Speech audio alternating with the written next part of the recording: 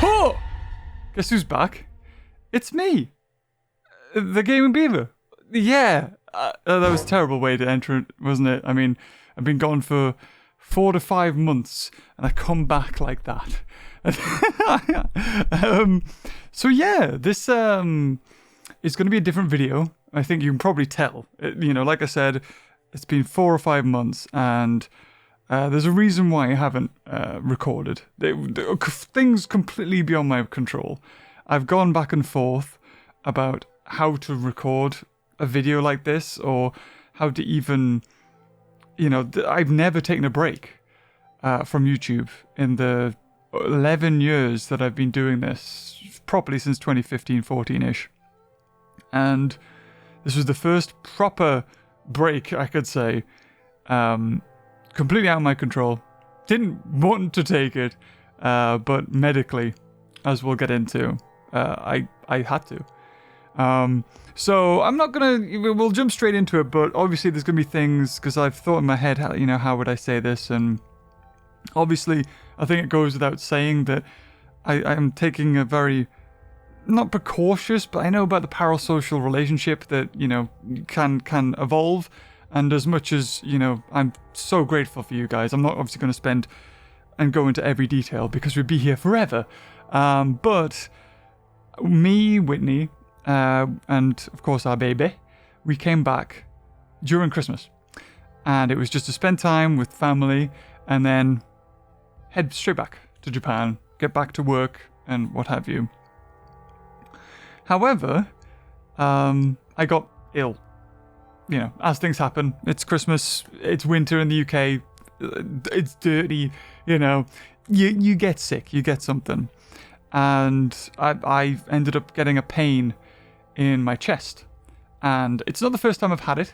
In fact, the first time I remember having it was about 2015-ish, I think. This weird pain in my side. And I've had it before. I go to the doctors. It's a chest infection, I take some antibiotics. All good. Jobs are good, and we're back to normal. And that's what I was expecting to happen this time. It's been a long time since that sort of happened. It happens every now and again, but so I went to the hospital. I was expecting that to happen, and they thought that there was something else. They were like, this is a bit weird for it to keep happening. But I thought it was just, I had a weakness for this, right? My granddad before me would get chest infections. My dad would get chest infections. I thought this is just, it's a genetic thing. It's as what life is. But they wanted to do scans, and I had scans. And then they wanted to do a bronchoscopy, which is a lovely. If you ever want to just enjoy some choking, bronchoscopy is brilliant. It's where they put a tube up your nose, and then it goes down to your throat, and all the while they're squirting numbing and gel stuff, and it's a camera, and they go into your lung, because apparently I had a blockage in there. And so that was lovely. I like the nurse was saying to me, oh, I want to get one of these done. I knew exactly what she was doing. She was trying to put me at ease. Oh yeah, even she wants to have one done. I was like, yeah, I know. I remember saying to her, I know what you're doing. Because it's just, when you're in that situation, and, this is in January to February. Obviously, this is May, I think. I don't know when I'm actually uploading this. But, I'm waiting for tests, waiting for results. And then I get, another one of these. Go in, talk to the doctor and whatnot. And I go into the room.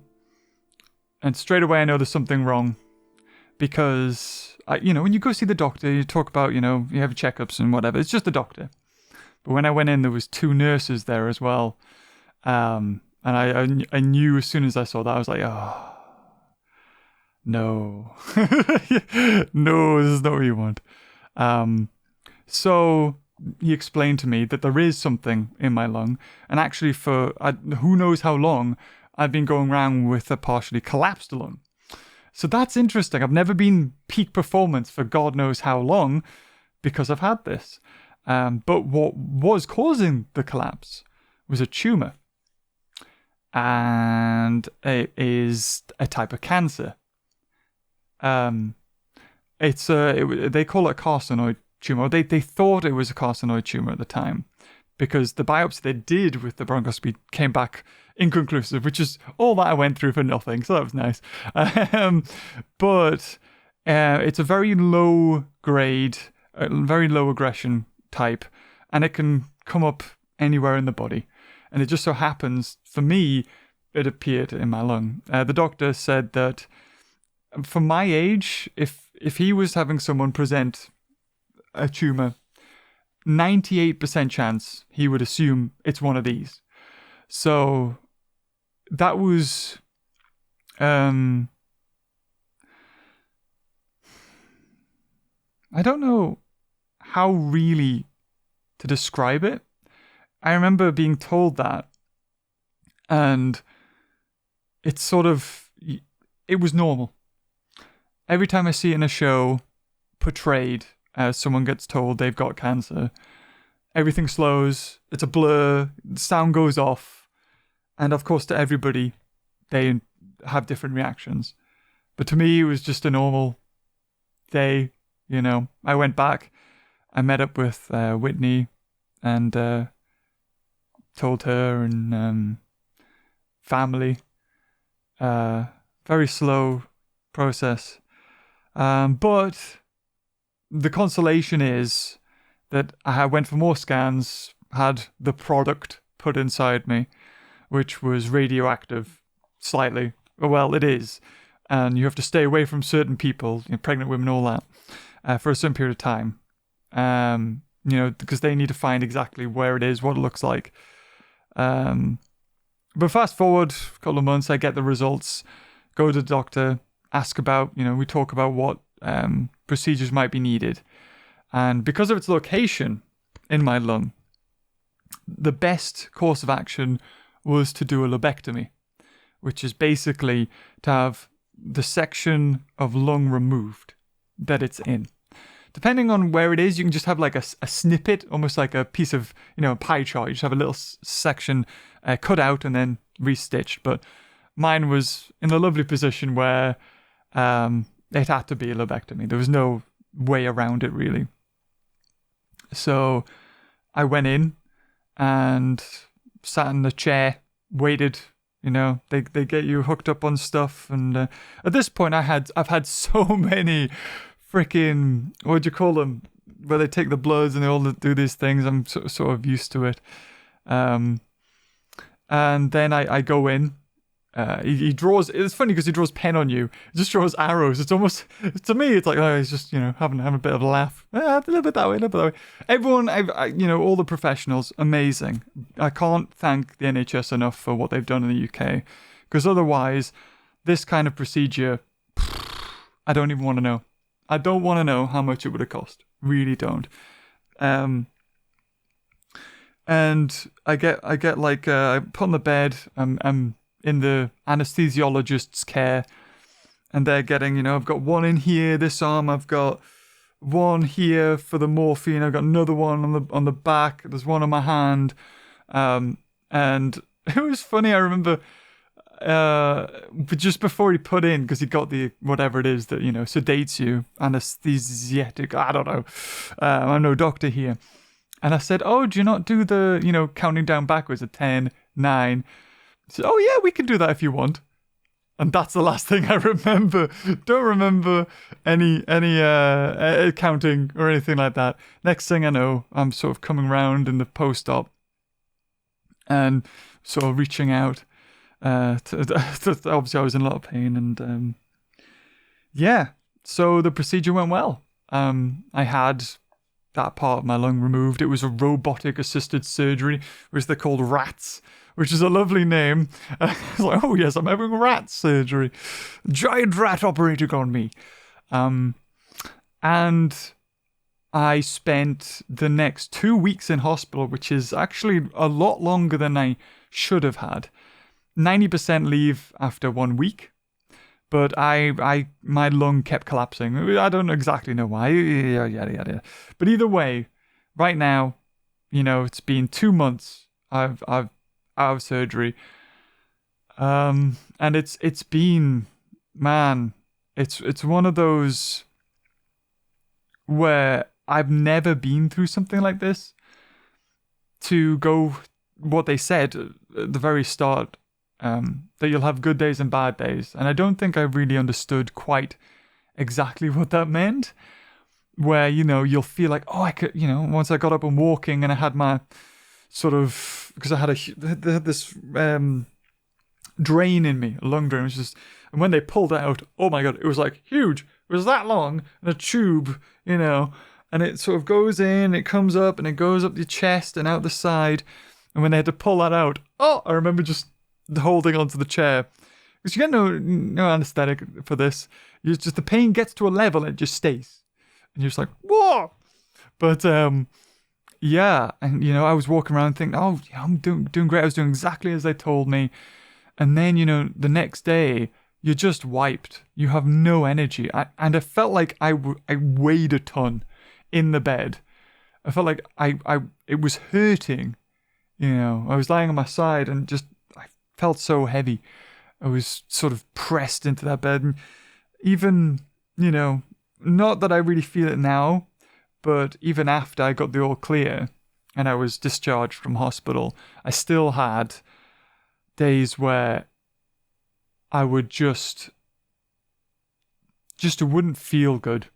I'd quite, and that's not even thinking about the physically. I was not even thinking about the mental toll something like this takes on you. But my doctor did say that, I'll need checks, of course, but he said it's easy for him to say, pretend like you never had it. Because after the biopsy was taken, the tumor was taken out, it was a carcinoid and it was typical, so it was fine.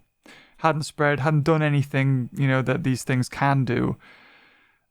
And I guess in all, in certain terms, that's the best news, is that, it was this, but it seems okay.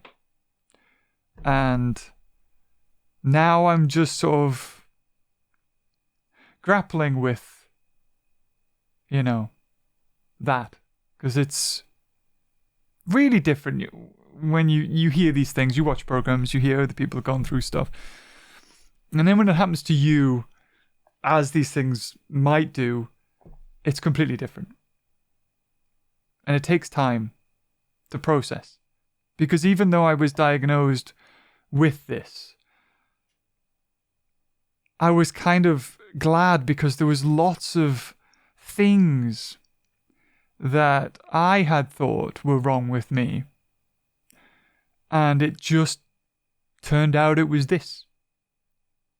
And I had no idea. So I was, and that it got sorted when it did. Because they have no idea how long I've had this for. I have no idea. And it was just one of those moments where I hear them all the time when it comes to mental health, where you get diagnosed with ADHD or some disorder, and everything clicks into place and it makes sense, and then you have this overwhelming, like, oh my God, this is what it is. But I had that for the physical. I had, so these pains, these poppings and clickings and things that I'm feeling were that all along. The reason why when I was working out, I feel like I've got more to give, but I just can't catch my breath, was that. And I look back at things I've done, like climbing the mountain in Japan, Mount Dyson, and the different peaks and stuff. It's like, oh my God, I did that in like 1.5 lungs. So, and now I'm sort of in this state where I've been away from YouTube for so long that I will have obviously fell out of favor with the algorithm. I want to say thank you to everyone who has continued to watch my content, has continued to be a member if you have. If you stopped your membership, completely understand. I am on the Discord for the members chat and I occasionally pop in, but it's a lot harder because I'm away from work and I stopped getting a notification from Discord on my phone. So if I'm not working, I'm usually on my PC, and that's when I check Discord and stuff. I have uploaded, actually, on my other YouTube channel, Bro Gaming, where I have my friends in this exact room here, and we play games. So I have uploaded on that channel. There's a few videos that came up. But really, I've just been spending time with family and friends and my daughter and Whitney, you know, just making the most that you have. And it's it's going to be a thing where it'll just take time. One day I might wake up and just completely forget that I've had this. I mean, I've got the scars. I'm not bothered about scars. You know, that doesn't faze me at all. If anything, I sort of see it as I've never been one for tattoos, for instance. I've never known what I would put on me to be permanent, and think, because I'd often think, oh, I'll just get sick of that one day, won't I? My tastes change. But with this, it's like, oh, I guess these are my tattoos in a way. These scars I have. But to talk about the channel, I want to get back to regular content. I want to get back to playing, all the stuff you're used to seeing, as willing as I am. It'll still be a little bit tough. I'm getting used to what my old new body is capable of. Obviously, there's certain things. I did a recording not too long ago, and it felt different. Like I couldn't laugh the same way because my lung obviously is different. And then it just kind of felt like, oh, this feels a bit weird. This feels a bit disingenuous. Like I'm being myself, but then people are used to hearing me laugh this way, and then I can't actually do that. So then, who am I without my laugh? But no, it's just, these things will take time. But I thought the best thing to do was, instead of just randomly uploading, oh, by the way, here's Jurassic World the Game, episode 572. Make a video like this. Trust me, I didn't want the last video on my channel for 5 months to be a random indie Bigfoot game that was awful. That was not part of the plan. I had already scheduled content for when I was here, so you guys wouldn't know, with extra time, so that I'd get back to work and continue a normal schedule, and you wouldn't have even known I had been away. But that's not how it happened. This whole thing happened out of nowhere, basically.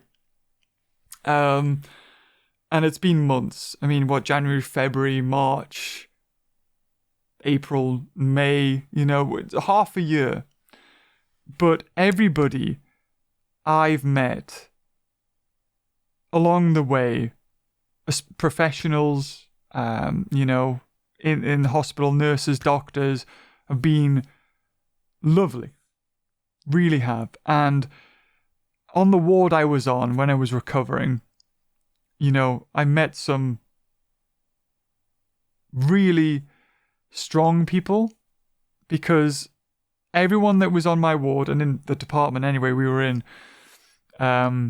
all has cardiothoracic surgery. So that's heart surgery or lung surgery or something to do with your chest.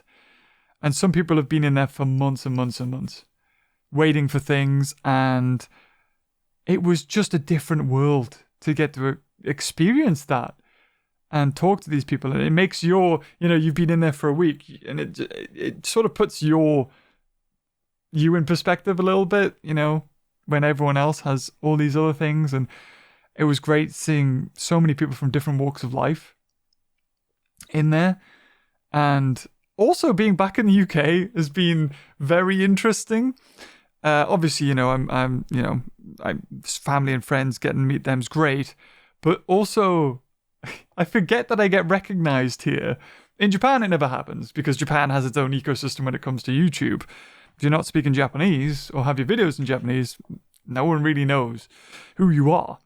But over here, there's been so many times I've been recognized by just like a bartender in a pub or someone who was working in curries. I was like, I swear I used to watch a YouTube channel of someone who looked like you. I'm like, yeah, that'll be me. And just hearing about what it's always funny because they always say used to watch. I'm like, okay, I see. Then I asked, what they watched. I got The Isle was one. So there was another one that said they watched Operation Genesis actually, and then they would forget what happened, and then rewatch a series. So, but everybody's sort of in the same age range. So I think they've all grown up and sort of got jobs, and now I bump into them doing just general day-to-day things. And it's been nice. It's been nice, talking to people like that, and it's hard. Life. Of course, I'd say I never expected anything like this to happen. Who would, right? Who does? But I'm trying to make the best out of a bad situation. Trying to, and I've had so much support, and something like this puts it in perspective. I've done YouTube for 11 years, seriously. I've been on YouTube since its inception, making silly skits that were along the lines of Smosh back in the day when they did the Pokemon theme song. I did animations, Lego animations and clay animations and stuff back when Fred the Dinosaur Man was doing his, clay animations. So I've been here as long as the site's been up and never taken a break. And this forced me to. Because I've seen, you see people who are working to the bone, and they say they get burnt out, and then they make a video saying, "Oh, I'm feeling burnt out," and you think, "Okay, fine, you're going to take a break, good." And then a week later they come back, and you're like, "You're not rested enough." And then a couple months later they make another burnout video, and I felt I'd sort of established, because I did feel like I was burning out in 2020, because that's all I was doing was working, because of obviously restrictions. But I'd sort of taken a step back since our daughter was born, and I feel like I was in a nice place. And then this happened. So I'm very grateful that I'm in a position and a job and a place where healthcare is basically paid for, where my job will be there when I'm ready to come back. I think. I don't know. I could make a video and then it just doesn't get put out there, and then that's YouTube's like, "We're done with you." And there's so many people have reached out and checked in on me, and that I'm grateful for. Even Ludia, for instance, sent me a care package, and they don't even know what was wrong with me. I think at the time, of course, I made those posts just because. In this, I kind of need to let people know that I'm okay-ish. Obviously not the exact words and truth, but that I'm not, And I got tagged in a Twitter post that was all these YouTubers like, we still talk about you as if they're dead. And out of everything, I was in there as well. It's like, this couldn't have come at a worse time. But also at the same time, like, is this a compliment? Like, I'm one of the gold greats? Like, I don't know. I just thought it was pretty funny that I got tagged in that. And anyway, I don't want to keep you guys any longer. I want to just move on. I don't want to keep harping back to this.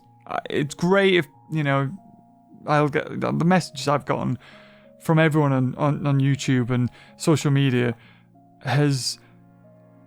I don't even know how to express it at all, because it's just something that's so out of the realms of what my brain can perceive. That many people and that many, people asking about you, hoping you'll get better and all this.